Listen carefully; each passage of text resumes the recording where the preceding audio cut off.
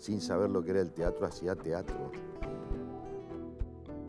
La voracidad de uno por la vida, el ansia de vivir muchas vidas y muchas historias, también entra en lo que es el carácter o el perfil de un actor.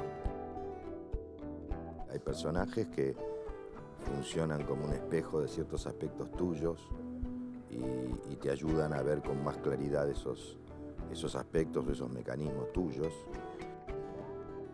Que la gente te agradezca hacer lo que te gusta, por lo que además te pagan bien y encima te premian, me da vergüenza.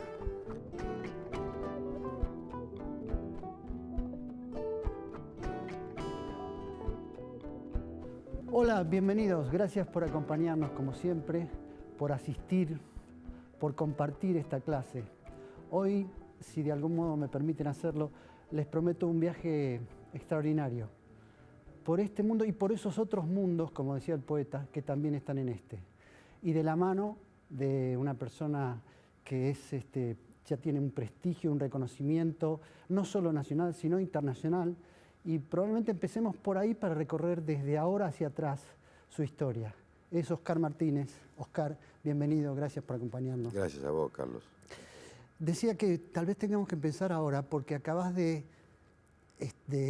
llegar a una cumbre, digamos, en tu profesión, ¿no? Si hay algunas cumbres, 2 o 3, esta es una segura, que es el reconocimiento como al mejor actor en Venecia, en el festival de tanto prestigio, ¿no? De tanto prestigio intelectual, cinematográfico, de tanta historia. Y vos ahí, parado en ese lugar, con ese reconocimiento, con ese premio, me parece que es como estar en la cima del Everest, ¿no? O de la Concagua. Y decir, desde ahí, ¿qué se siente cuando uno está ahí en su profesión, ¿no? Después de haberlo soñado tanto, de haberlo deseado o no, y mirar hacia atrás. Quiero tratar de ser muy veraz. Se siente, por supuesto, diversas cosas. Lo primero, sí, es una emoción, un halago muy grande, porque es una caricia al ego muy trascendente, digamos, muy pesada.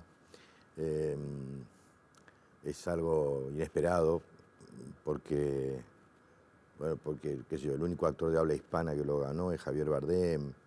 Yo soy el segundo, soy el primero en Latinoamérica que lo gana. ¿Y por qué, qué sé yo? Cuando me dieron la lista de los actores que forman parte de las 72 muestras anteriores que ganaron ese premio, los nombres son apabullantes, desde Mastroianni, que para mí era una especie de semidios, hasta Depardieu, no sé, Jack Lemmon, Burt Lancaster, Champagne, todos los nombres son de gente que uno siempre miró de abajo y como viéndolos como inalcanzables y con profunda admiración. Entonces, por un lado, por supuesto, te pasa eso. Y por el otro lado, trato de no creérmela, digamos, de que es una convención más también, de que a lo mejor se dan cuenta de que cometieron un error. De verdad, de verdad. Porque hasta temo que si no me pueda producir un efecto contraproducente, como los remedios, ¿viste? Y cuando en uno las advertencias. Cuando estás ahí o cuando ya pasó el momento que es tan fuerte. Lo que me pasó ahí, y de verdad no es verso, no es algo que pensé después. Lo que pasa es que trataba de sacármelo de la cabeza todo el tiempo. Bueno, primero, digamos, lo que pasó fue que cuando la película se dio fue un impacto muy grande. Había habido una proyección a las 11 de la mañana que yo no sabía, y nosotros bajábamos no sé si para la conferencia de prensa o para el fotocall, para alguna actividad relacionada con el festival y la película, porque la proyección iba a ser más tarde, la oficial, digamos, la gala. Y el hall del hotel Excelsior, hotel mítico, porque todo se hace en el Lido, ¿viste? No se hace en el continente, en Venecia. Y nosotros estábamos hospedados allí, en ese famoso hotel. Estaba lleno de gente que acababa de salir del cine, de ver El Ciudadano Ilustre. cientos de personas de ver El Ciudadano Ilustre. Y bueno, obviamente yo soy la cara visible, de golpe estaba Gastón y Mariano, y no los tienen, pero se me vino toda la gente al humo a hablarme maravillas de la película. Después vino la función central, digamos, la proyección de la gala, y fue impresionante lo que pasó, y también a la salida. Entonces, bueno, me empezaron a pasar algunas cosas, como que, bueno, digamos, casi todo el mundo me decía que seguro que volvía el fin de semana siguiente, etc. Yo trataba de descreer de eso, para no ilusionarme, porque ya era tanto que decía, si esto es todo, está bien, ¿no? La película tuvo críticas extraordinarias en Europa, en España, en Italia, sobre todo, que son las que más leí. Hice notas con periodistas de ambos países que me hablaron maravillas del cine argentino de los últimos años, de la película, que me llenaron de elogios. Entonces yo estaba... Pero yo sabía que el viernes, eso fue el domingo o el lunes. Yo sabía que el viernes, después yo me volvía. Al día siguiente estaba Inseparables, fuera de la mostra, fuera de competencia, y el martes yo me volvía. Y el viernes, que yo estaba de vuelta en Madrid ya, yo sabía que era el día D, el día que el jurado al mediodía daba a conocer los reconocimientos. Me había pasado también que desayunando con Marina en el hotel, 2 miembros del jurado, cosa que es inaudita, me habían venido a felicitar y a hablarme de mi trabajo, y bueno, se habían mostrado muy gentiles conmigo cuando tienen prohibido tomar contacto con toda persona que esté participando de la competencia, sean directores, productores o actores. El director del festival, un señor encantador, también me dijo que seguramente yo volvía, pero son cosas que uno toma de cortesía y trata de hacerlas a un lado, porque si no, yo el viernes, almorzando en Madrid, me comía un bajón tremendo. Claro. Y bueno, nos sentamos a almorzar y de golpe empezaron a sonar los 2 teléfonos. Uno que yo tenía allá, un móvil español, y el teléfono mío de acá de Buenos Aires. Y bueno, y me dieron la noticia, ¿no? Y lo que me pasó, que a esto iba, y me pasó también el día que tenía que subir, es que me vino todo. Todo quiere decir... Mi infancia. Tu infancia, tus padres. El momento en el que dije, yo me quiero dedicar a esto. Me pasó. Pero como me pasa ahora, como me emociono, yo el día que tenía que subir, no quería hacer un papelón, y entonces sacaba esto del medio, trataba de Porque ser... es muy fuerte, de verdad. Es fuerte, sí. Sobre todo además que sea en Italia, que sea en el festival más antiguo de Europa. Y yo lo dije, no sé si viste la entrega, pero para mí tenía ese sabor doble, aparte del prestigio que tiene el festival, que no sabes en España lo que pasó con eso y con que yo hubiera ganado. Yo tenía que volver a trabajar todos los días en España, las cosas que me decían, si me daban la dimensión de lo que es ganar allí, ¿no? Y te quería llevar, a propósito de eso que querés apartar, el momento en que decidiste ser actor, que creo que fue en Mar del Plata, viendo una obra con Ernesto Bianco, sí, ¿no? Y Osvaldo Miranda. Y Osvaldo Miranda, sí. Que estabas mirando ahí. Sí. Y... Sí, yo evidentemente había cosas que hacía previamente que prefiguraban de alguna manera lo que iba a ser una vocación muy fuerte. Jugaba, digamos, al teatro en la casa de mi abuela, hacía imitaciones, en fin, tenía un teatrito de títere, me fascinaba ver cine argentino de la década del 40 por televisión, que todas las tardes pasaban. Pero lo que me pasó, y eso fue a los 14 años, fue que saqué entradas, no me preguntes por qué. En Mar del Plata. En Mar del Plata, una tarde. ¿Te acordás cuál para era mi la hermana obra? Y para mí, Boing Boing. Boing Boing. Sí. Ernesto Bianco. Osvaldo Miranda, Beatriz Bonet y, si no me equivoco, Nelly Beltrán. ¿Y lo sentiste en el momento en que empezó la obra? Mirá, no puedo precisar en qué momento, pero sí tengo el recuerdo muy vívido de... Yo estaba en fila, en punta de banco, digamos, al lado del pasillo, cerca del escenario, no sé, fila 7 sería más o menos. Llevé a mi hermana, que tenía 9 años, y lo que me pasó fue como una descarga eléctrica. Sentí el impulso de subir al escenario. Me di cuenta, Bueno, evidentemente me sedujeron estos dos monstruos, estos dos dioses del escenario, dos actores extraordinarios. Y me di cuenta de cuánto se divertían haciendo eso.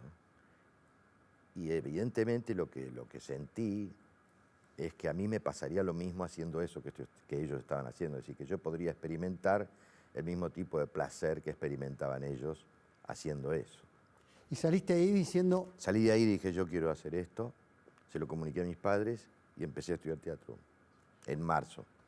Eso fue, al volver, empecé a estudiar teatro. Y después también... Todo eso me vino, para decirte la verdad, me vino, sí. Me vino todo eso a la cabeza, así como con una película rápida, ¿no? Y no quería, no solamente por la emoción, no quería por el sentimentalismo, por lo que, ¿cómo te puedo decir? Es casi inconfesable, ¿no? Porque obviamente que hay mucho de ego en eso, hay mucho de narcisismo también en ese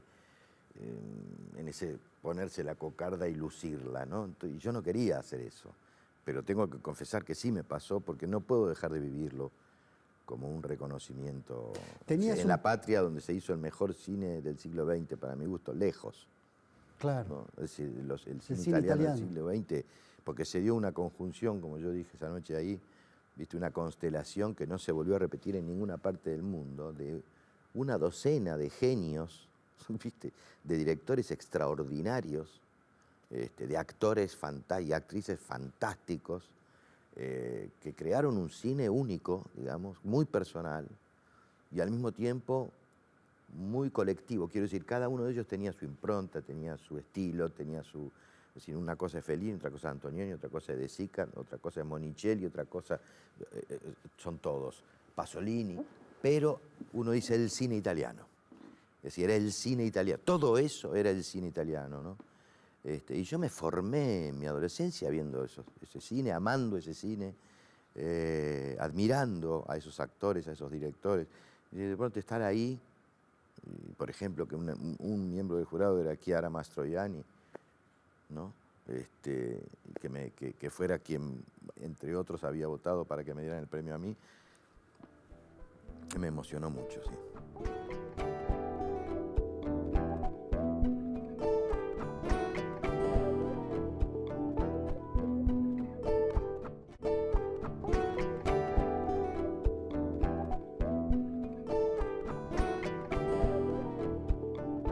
Oscar, después de haber vivido todo eso, hay una pregunta que siempre surge con los actores, ¿no? ¿Por qué uno decide, en un momento dado, querer ser otro? Que es, en definitiva, la profesión del actor, ¿no? Pasar por distintas vidas, como si se pudiera vivir más de una. Yo no sé si eso tiene una respuesta racional. Hay varias, ¿viste? Desde la psicología. Hay un libro que yo leí cuando tenía 20, 21 años, del siglo XXI, Dictores, de un psicoanalista norteamericano especializado, estoy tratando de recordar, Philip Weisman es el nombre, que se llama Psicoanálisis del actor y del teatro, o algo así. Sí. Donde, bueno, el tipo expone, se dedicó a eso, era terapeuta especializado en directores, autores, actores. Ya habla de una carencia de identidad inicial, de cómo se conforma desde el punto de vista psicológico el destino, digamos, el perfil de un alguien actor que después se va a dedicar a esto. Yo creo que también hay otras cuestiones que pueden meterse, digamos, ahí. Acabas ¿no? de contar una que es simplemente ver personas que se divierten haciendo su trabajo, que disfrutan mucho, y esa es una gran atracción, ¿no? Sí. Sobre todo... Pero también te puede pasar viendo otras actividades. Claro. De hecho, a mí es algo que me encanta, lo que vos decís, con lo que decimos, es decir, ver a alguien copado con lo que hace. Sea tipo que te filetea la milanesa, sea no sé, cualquier oficio o profesión, hecha con pasión, con dedicación, es apasionante ver eso, ¿no? No, y además quizás sea ese el secreto último de la felicidad, la compaginación de la vida con lo que uno hace en la vida, ¿no? Bueno, eso por supuesto. eso es una bendición de Dios. Pero yo creo que también hay algo,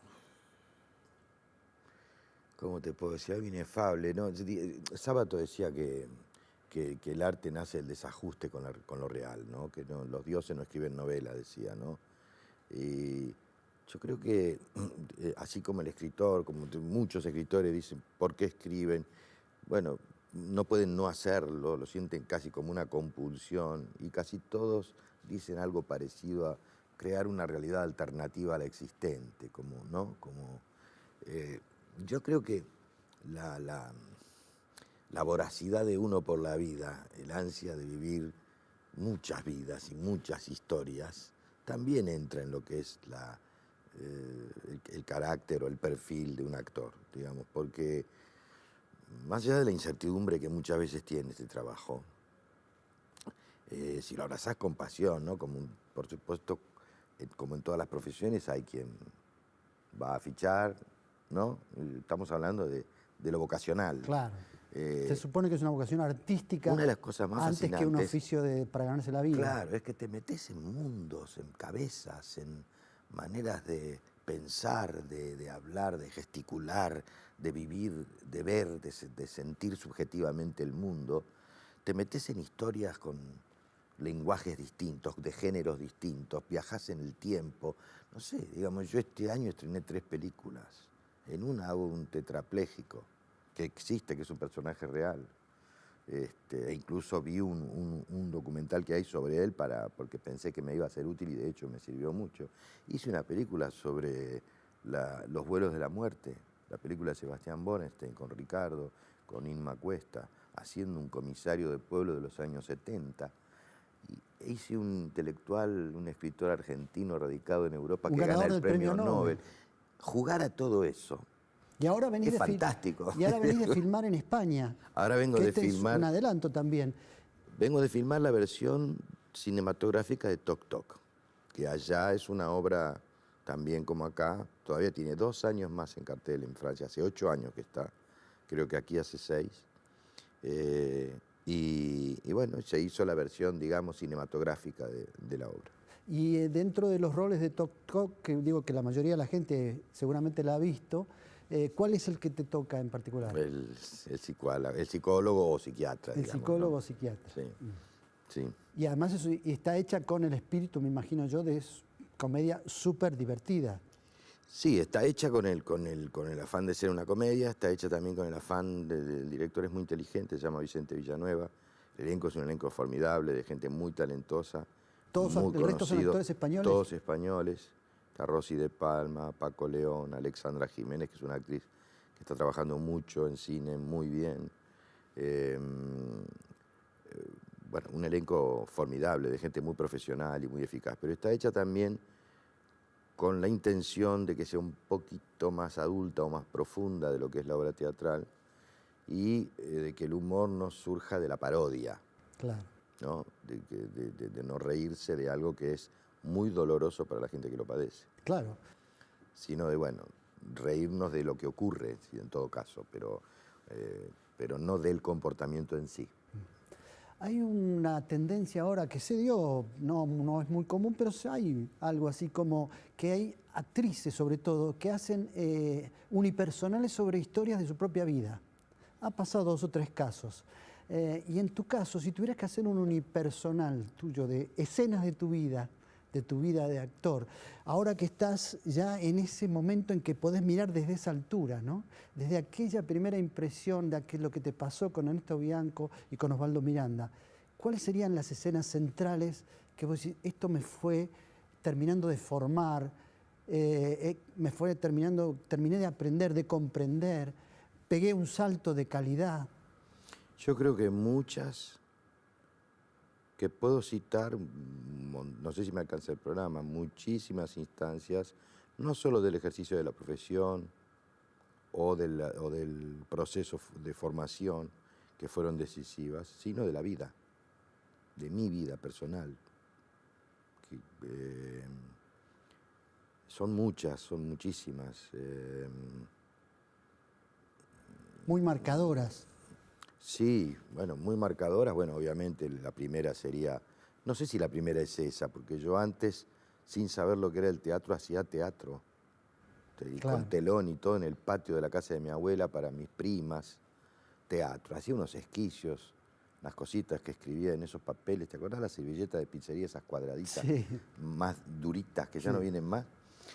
Y entonces yo, y no sabes cómo me gustaba pensar en eso, y estaba toda la semana dedicado a- a escribir los pequeños guiones, y bueno, hacía eso. Después, bueno, obviamente fue lo de ver a Miranda y a Bianco.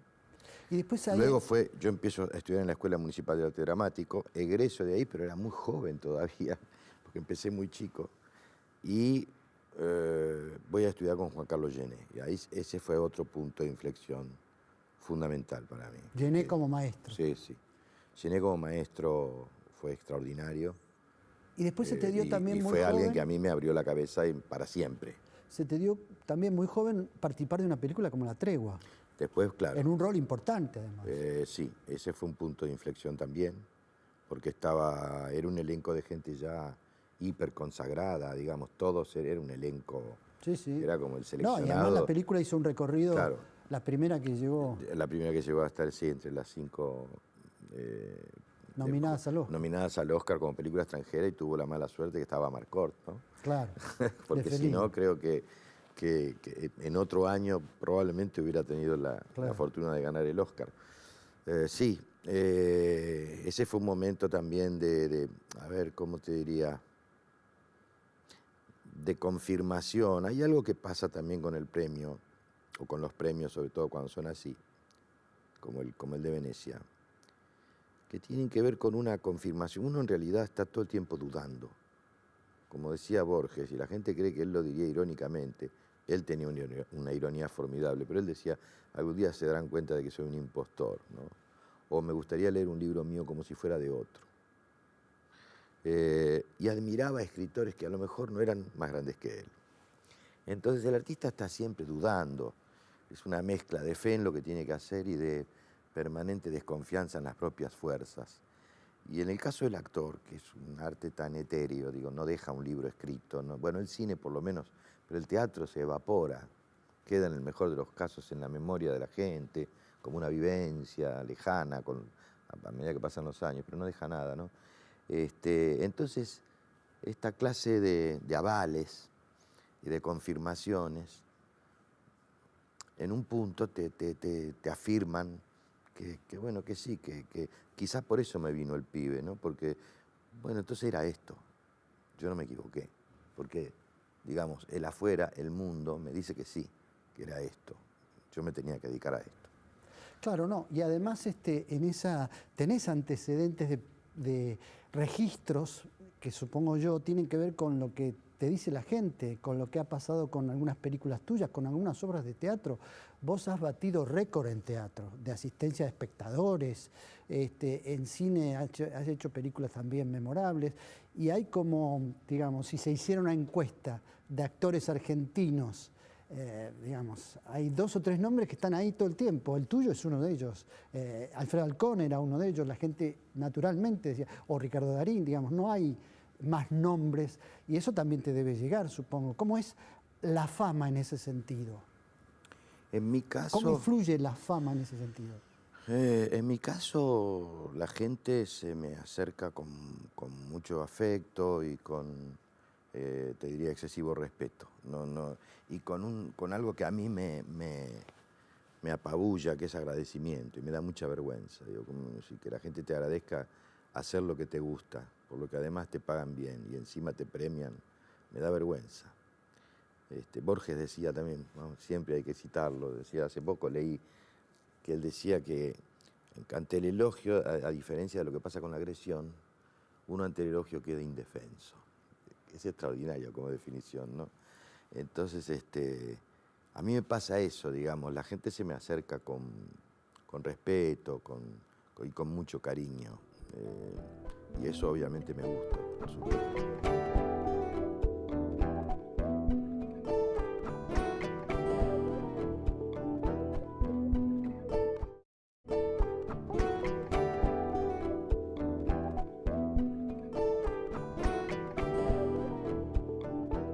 trabajar siempre en la clase, tomamos como referencia un libro para que sea como introductorio de lo que sería después la conversación. En este caso no lo tenemos, pero no lo tenemos porque no llegamos a tiempo, pero estamos ahí, de un libro tuyo que va a salir, que tiene el nombre Ensayo general. Ensayo general. Sobre el actor. Y que está ya listo para impresión, supongo. Sí, está en eso, digamos, está en la antesala de eso. Lo edita Planeta en marzo, abril. Bien, y Ensayo General es un libro que recoge un poco todo esto que veníamos hablando, todas estas escenas de tu vida, ¿o no? No es un libro autorreferencial. Me da mucho pudor a mí hacer eso. Por eso tampoco Pero haría sí un recoge espectáculo autorreferencial. Sí, naturalmente las experiencias de tu oficio, Sí, lo que vos sabés. Sí.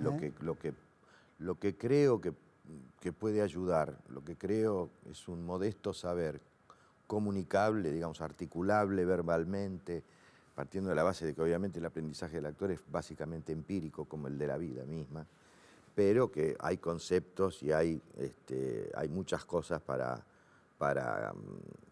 pensar, para establecer, para probar, para ratificar.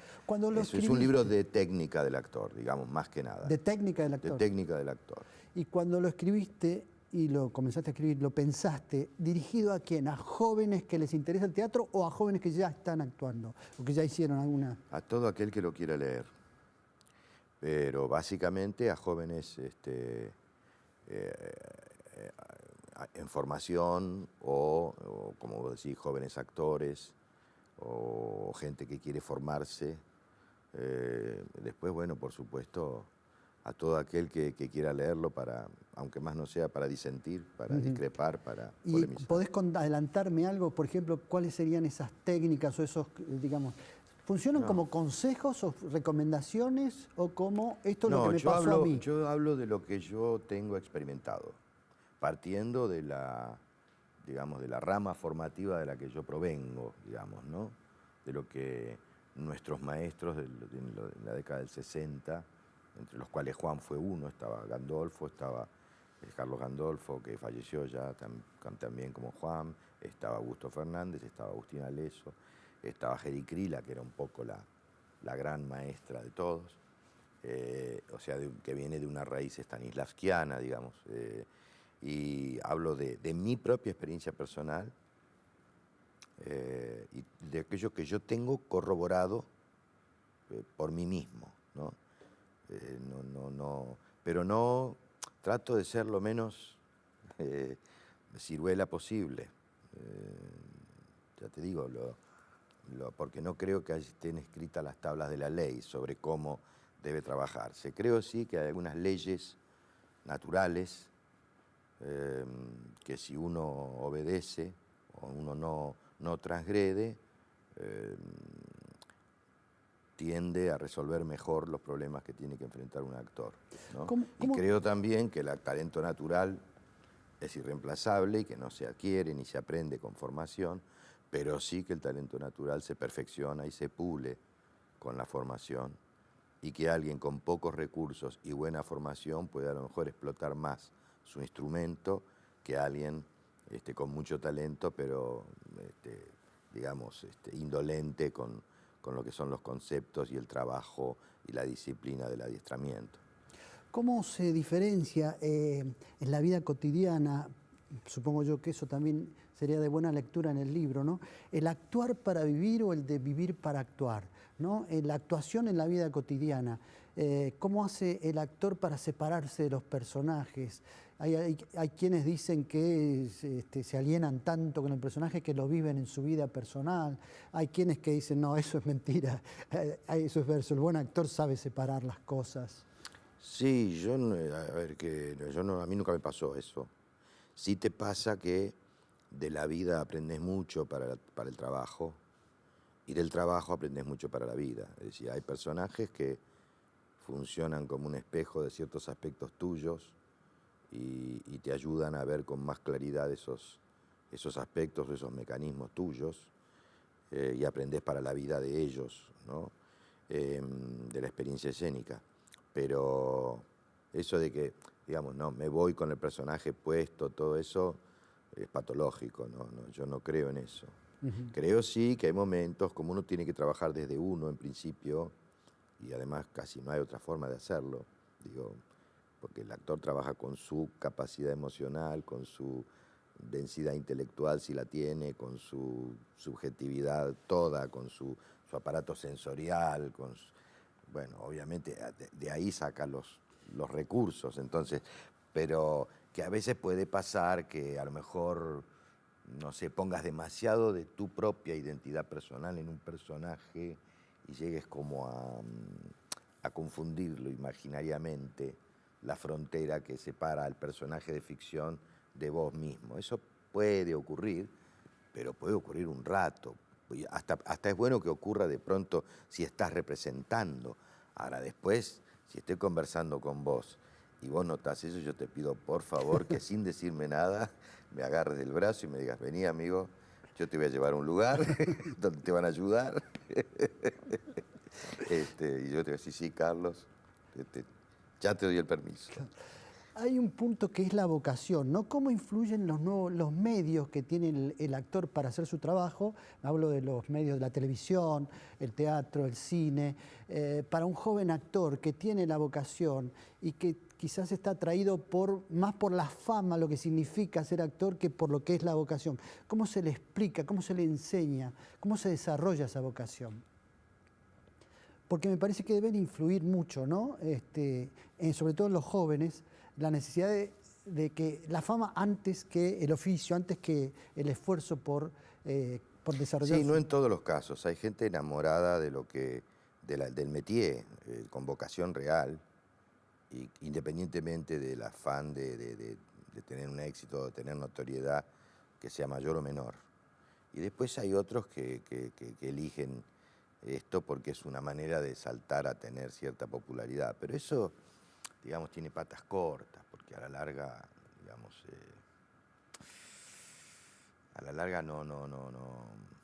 no da muy buenos resultados. Digamos que bueno, a lo mejor hay gente que se defiende toda su vida con eso poco que tiene. Hay casos de gente con personalidades muy seductoras, muy magnéticas, que no necesitan estar haciendo composiciones de personajes distintos, que tampoco aspiran a ser reconocidos como grandes intérpretes, que lo que quieren es trabajar de eso y ser conocidos, y por esa capacidad de seducción que tienen, lo logran y están años y años haciendo más o menos un mismo papel, ¿no? Ahora, los que aspiran solo a la fama, la vida después rápidamente te coloca en el lugar, como dicen, ¿no? Los melones se acomodan solos, digamos, ¿no? Hay un punto también de algo que dijiste, una reflexión que creo que cabe en este momento, ¿no? Después de semejante premio que tuviste y reconocimiento, y lo que venís acumulando, ¿no? Como reconocimientos año tras año por obras que fueron de gran éxito. Me acuerdo la de Mozart, la de, bueno, Locos de Contento, una cantidad, y por reconocimiento de películas. Y sin embargo, en algún punto dijiste, hay como una batalla constante contra la melancolía, ¿no? ¿Qué es esa melancolía? ¿Qué es lo que pasa cuando uno llega al lugar donde quería estar y después ya pasó? No, ¿cómo pegó eso? Que dije, lo pusieron como un título y... No, yo creo que es una tendencia previa, una tendencia natural que yo tengo y contra la cual tuve que luchar, digamos, y que, bueno, la profesión fue sin duda el arma más poderosa para luchar contra eso. Primero porque es portadora de alegría, en mi caso de mucha alegría y de mucho placer, porque me llenó de gratificaciones, y aparte porque es algo que me apasiona tanto que cuando lo hago estoy tan ocupado en eso que no puedo estar pensando en estupideces. Pero no hace... Pero digamos que probablemente lo dije porque yo tenía una tendencia, digamos, se me escoraba hacia ahí el barco, un poco hacia la melancolía. Por otra parte, estaba muy de moda en nuestra época cuando éramos jóvenes. Yo no sé si vos te acordás. Sí, sí. Era cool ser el melancólico. existencialismo, la polera negra. Los cigarrillos negros. Era cool ser la ginebra. Un poco de era Sartre. Sartre, el ser y la Camus, nada. Claro, sí, por supuesto. Pero de todos modos, aún así, la melancolía, no la personal, sino la melancolía en sí, ¿no es parte integrante del ser de un artista? No digo mayoritario, pero ¿no es uno de los componentes de la producción de un artista? ¿No hay algo de melancolía en el sentido de siempre en relación con un mundo que el artista quisiera contribuir a que fuera mejor? Sí, de un afán de absoluto que es infantil, si se quiere, pero del que el artista en general vive, ¿no? Que un afán de absoluto, de un ideal, que después la vida en general relativiza, en cualquier campo, en cualquier orden, a cualquier edad. Sí, pero cuando vos haces una película, haces una obra, me imagino yo que inicialmente, más allá del placer que te da hacer el trabajo, sentís que eso va a servir para algo. Sí, primero. A alguien le va a servir, a un espectador, a alguien lo va a motivar, a alguien le va a provocar algo, va a salir del teatro conmocionado, ¿no? Sí, en primer lugar que lo divierta, ¿no? Que lo entretenga, que capture su atención, que lo haga viajar un poco. Y que después, por supuesto, sí, que sea una experiencia enriquecedora, eso es casi, te diría, el anhelo más grande. No que cambie su vida, pero que haya valido la pena. Que le peguen algún ir a ver lado. al cine la película o ir a ver al teatro a esa obra, o que le quede algo dando vueltas, que lo haya enriquecido, que lo haya inquietado, que lo haya hecho ver desde otro lado un tema o un mundo, un universo. Todo eso, digamos que ensancha la visión y alguien decía, no recuerdo quién, que te deja menos solo, ¿no? Eso sí, por supuesto. Para mí es inherente al arte, ¿no? Digamos, no es solamente pasatismo. Si es solo pasatismo, puede ser muy divertido, muy entretenido y no ser meramente pasatista. Puede también dejarte Es decir, yo no recuerdo a Woody por lo que me divertí, las mejores películas de Woody, sino porque todavía... De Woody Allen. Claro, de Woody Allen hay escenas o películas que me deslumbraron y que me abrieron la cabeza, como los italianos de los que hablábamos antes. Uno recuerda, no sé, Nos habíamos amado tanto, o Il Compagni con Mastroianni, en fin, toda esa... Un día muy particular. Una jornada particular, claro. Todas esas películas que a uno lo formaron, lo forjaron, lo ayudaron a comprender el mundo, a relacionarse con los demás, a entender un poquito más a las mujeres o a uno mismo, en fin, la existencia humana, ¿no?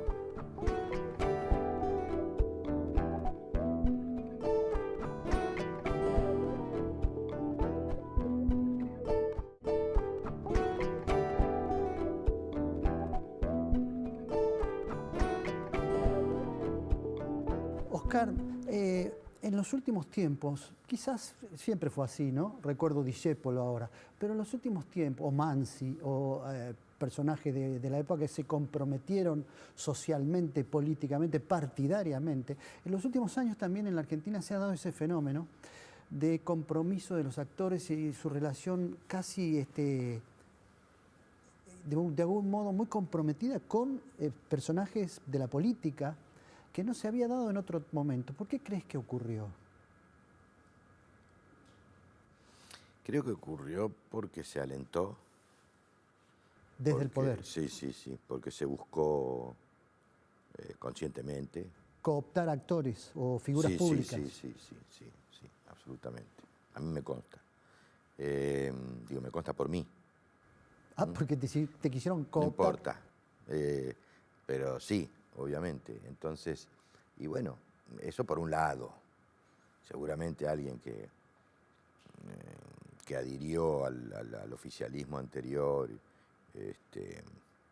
me escucha y se horroriza de lo que estoy diciendo. Pero creo que sí que hubo un intento deliberado como eso, de muchas otras cosas. Y que bueno, tuvo ese intento, tuvo el beneficio de prender muy fuerte en mucha gente, que porque bueno, estuvo también en juego el fanatismo, casi religioso, ¿no? Yo no creo que ser comprometido signifique necesariamente eso. Yo he estado siempre comprometido en la medida de mis posibilidades. No soy un militante político, soy un artista, pero por haber tenido cierta notoriedad desde muy joven, digamos, se me ha preguntado y en fin, se me ha convocado muchas veces a lo largo de estas décadas y aun cuando tuve alguna simpatía, como tuve en un momento por el doctor Alfonsín, por ejemplo, yo siempre traté de no embanderarme partidariamente, para tener la libertad de pensamiento, de poder decir lo que yo pensaba de verdad y que a lo mejor no era satisfactorio para el poder de turno, independientemente de que uno adhiera, ¿no? En ese sentido, digamos, yo no respeto, por supuesto, a todo el mundo que lo hizo, es un derecho, pero bueno, yo creo que el compromiso no pasa exclusivamente por una disciplina partidaria, porque en ese caso a veces uno tiene que aprobar cosas que si no fuera por disciplina partidaria no aprobaría. Eso fue lo que dijo David Viñas cuando lo fueron a buscar para formar parte de Carta Abierta. La respuesta que dio, que después hizo pública, fue que él prefería mantener su libertad de pensamiento, de libre pensador, de persona comprometida con causas, con ideales, pero no con personas de carne y hueso, y mucho menos con gobiernos. Entonces yo en general he sido muy crítico de los oficialismos, he sido muy crítico del menemismo, he sido crítico del kirchnerismo, y he expresado también, por lo que te digo, a pesar del respeto que cada vez es más grande y del afecto personal que yo sentí por el doctor Alfonsín, a quien tuve ocasión de ver en 3 o 4 ocasiones, tuve también críticas en su momento para el doctor Alfonsín y para el entorno del doctor Alfonsín. Cosa que el propio doctor Alfonsín me agradeció después de muchos años. Pero, por eso te digo, yo prefiero, una vez lo escuché decir a Serrat algo de esto, algo así, no quiero citarlo para no traicionarlo, pero dijo algo así, como que él no se embanderaba nunca, pero porque él defendía causas permanentes, digamos, o ideales, y no Claro. Gobiernos o candidatos. Vos tenés la oportunidad de trabajar mucho tiempo afuera, como pasó ahora que venís de España después de estar casi 3 meses, ¿no? 2 meses y medio. 2 meses y medio. Y de vivir, 2 meses y medio es de vivir otra cultura, de vivir otro ambiente, de vivir el día a día en otro lugar, que se habla de otras cosas, otros personajes. Empezás a tener un cotidiano, ¿no? Vas al supermercado, claro, qué sé yo, vos comés en algunos lugares donde ya te conocen claro. y te están esperando y te saluda el dueño. ¿Y qué te pasa cuando te reencontrás con la sociedad argentina? Con tu ciudad y con lo que está pasando. Y a mí me pasa que como nunca me resultó indiferente, porque soy profundamente argentino, no soy nacionalista, detesto el nacionalismo, pero mi identidad indudablemente está construida aquí. Aquí nací, en Buenos Aires, en el barrio de Devoto, aquí me formé, aquí empezó todo lo que yo construí hasta ser el que soy. Aquí están mis ancestros, mis seres queridos, mis amigos. Y entonces me duele mucho este país y a mí me hace bien estar afuera, me hace bien, descanso, porque desgraciadamente vinimos de años de mucha confrontación, de mucha crispación, para mi gusto, de excesivo fanatismo. El fanatismo de por sí es excesivo, creo que habría que tratar de desterrarlo. Y ha quedado una rémora, ha quedado intoxicada la sociedad argentina, yo siento eso. Y siento que tenemos problemas urgentes, no de ahora ya, y cada vez más urgentes, y que no podemos hablar colectivamente, no importa si disentimos, si difiere tu opinión y la mía, porque vos sos de un bando y yo soy del otro. Que eso nos dificulta tener una lectura sobre lo urgente, sobre lo imprescindible y lograr acuerdos que nos permitan